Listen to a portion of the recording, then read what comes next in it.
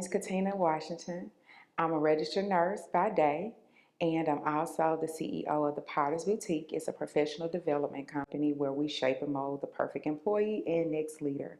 I am also a minister. I'm an associate pastor at Progressive Morning Star Baptist Church in Jackson, Mississippi, and I'm from Jackson, Mississippi. I've been a nurse for 16 years.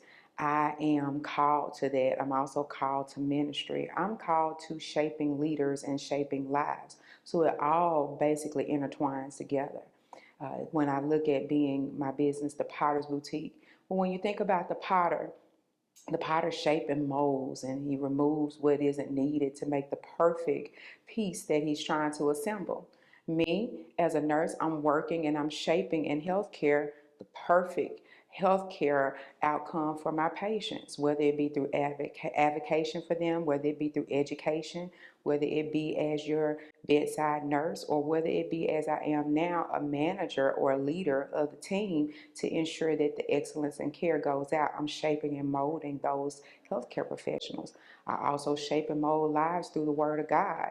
I also shape and mold the next professional and the person who is looking to be the next leader in whatever field that they are. So all of it intertwines together into who I am, a potter. The church needs to fit in because we're not. And it is a huge disparity to our congregants and to those that we want to bring in. You know, there is the parable that Jesus gives about the 99 sheep and the one that's out there. And the one that's out there, we may look at it and say one, but it's a big sheep. And that's us bringing in that sheep that is around reproduction, around sexual health, about our LGBTQ plus community, about reproduction, HIV, AIDS, just all of that. We've got to go out there and get that sheep. Jesus said that I got to go out there and get that sheep because that sheep is just as important as the 99. And you can't just think because I'm focusing on all 99 problems that one is okay. No, because at some point, somebody's in the church is going to deal with the diagnoses of chlamydia.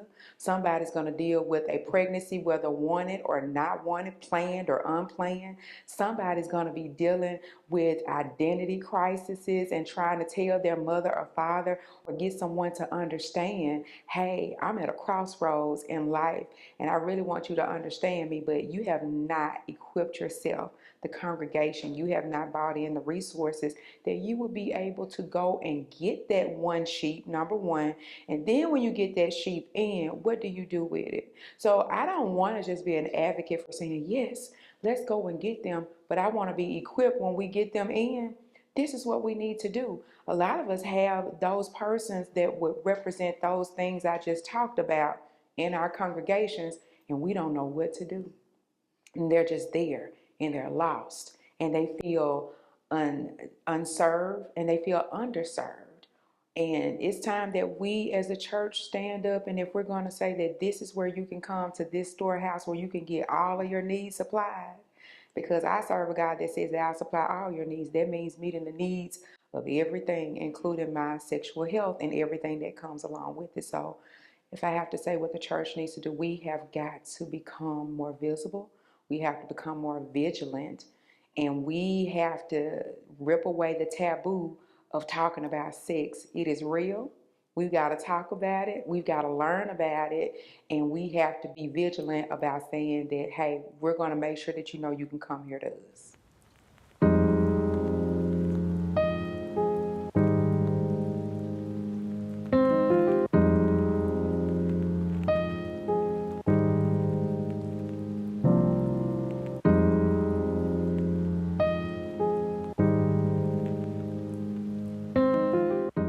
What I have to do as a healthcare provider and incorporating faith is know this, that it could be at any person, any time or any place. And my faith doesn't discriminate. I believe that the first thing we have to do is know that the faith that we have, it is non-discriminatory. It is not, uh, it does not come with a fine line print as if it's free, but, and you got to look at the fine line print. No, it is inclusive to all. So therefore, the same faith that I would have in telling a young girl who wanted to talk about I'm potentially thinking of wanting to have sex, and I know that she wants to have it in a heterosexual relationship. Versus if I had a young lady that tells me she's thinking about having sex and it's going to be the same sex relationship. The same conversation I'm going to have with the young woman in the heterosexual is the same one I'm going to have with the one in the same sex relationship, because the same faith, the same things. There's no sin greater than the other. There's nothing that I'm going to leave off the table for one that I'm not going to put on the table for the other. And this is the reason why it's so important for us to stop having prejudices, acts within the church, because we're causing a division. Case in point, I had a young lady, I asked her a few weeks ago in church, I said, do you feel comfortable talking to anybody about if you were interested in having sex or wanted to, or you had questions about your sexuality? And she quickly said, no. That broke my heart. And I asked her why. And she said, because I fear being judged. That is not the answer I wanted to hear. That's not an answer that I would want someone to tell me, but that is the answer that many would give. So therefore, when I incorporate healthcare and faith, I have to make sure that I am not being judgmental, I'm not being prejudiced, but I am more so letting them know that the same faith abides for all of us, no matter the background and no matter what you're talking to me about, whether it's a STI, whether it's your sexual choices or sexual orientation. Faith and my care for you is still the same.